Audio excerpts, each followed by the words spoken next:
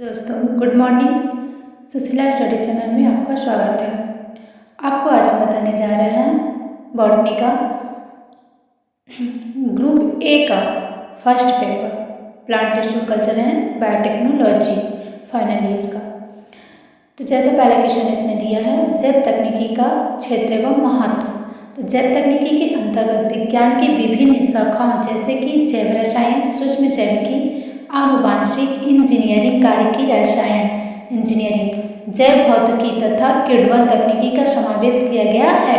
जैव तकनीकी के द्वारा हमारा जीवन एवं विभिन्न क्षेत्र प्रभावित हैं। फिर इसमें कुछ हैं जैसे कि इसके टॉपिक हैं औषधि उद्योग, भोजन उद्योग, ऊर्जा उत्पादन, कृषि उद्योग और रसायन उद्योग। तो हम देखते हैं औषधि उद्योग के बारे में, जैसे कि जैव उद्योगी का जैव तकनीकी द्वारा हार्मोन्स, एंजाइम, प्रतिजैविकी पदार्थ, इंटरफेरेंस तथा विटामिन आदि के उत्पादन में वृद्धि हुई है। फिर सेकेंड है भोजन उद्योग। जैव तकनीकी द्वारा इष्ट, शैवाल तथा एकल कोशिका प्रोटीन निर्माण में वृद्धि हुई है। ऊर्जा उत्पादन। जैव तकनीकी द्वारा ईंधन, एल्कोहल, बायोगैस, हाइड्रोजन तथा अन्य स्रोतों से ऊर्जा प्राप्त करने में सहायता मिलती है।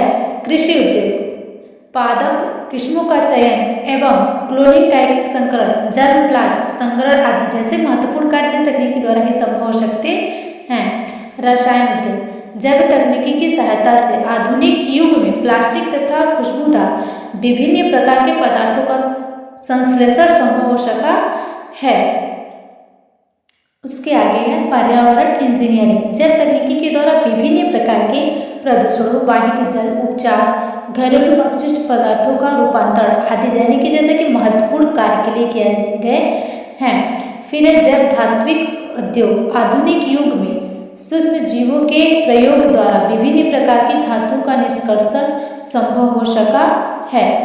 इसके बाद हम आगे सेकेंड क्वेश्चन पे देखेंगे कोशिका विभेदन एवं टोटिपोटेंसी की अवधारणा का अध्ययन। जब किसी एक्सप्लांट के विभेदित ऊतक को पोषक मीडियम पर संवर्धित किया जाता है, बिना विभाजन करने वाली शांत कोशिकाओं में अनेक परिवर्तन देखने को मिलते हैं, जिससे वे प्रभाजी अवस्था प्राप्त कर लेती हैं। परिपक्व कोशिकाओं की प्रत्यावर्तन द्वारा प्रभाजी अवस्था प्राप्त कर कैलस के निर्माण की परिघटना निर्विभेदन कहलाती है। फिर इसके घटक यानी कि तो कैलस के घटक कोशिकाओं में संपूर्ण पादप के निर्माण की योग्यता होती है, जो पुनर्विभेदन परिघटना होती है। यह पुनर्विभेदन तथा निर्विभेदन की परिघटना क्षमता वाली होती है, जो कोशिका टोटिपोटेंसी कहलाती है। यह गुण केवल पादप कोशिकाओं में ही पाया जाता है, अर्थात जंतु कोशिकाओं में यह गुण अनुपस्थित होता है।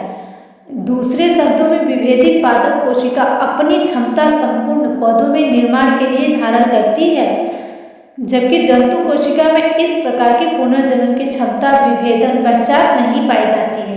प्रसिद्ध वैज्ञानिक स्टीवर्ट ने गाजर के कल्चरल पर महत्वपूर्ण कार्य किया, जैसे कि आप कुछ यहाँ पे डायग्राम देख सकते हैं, उसके समझाने के लिए दिया गया है।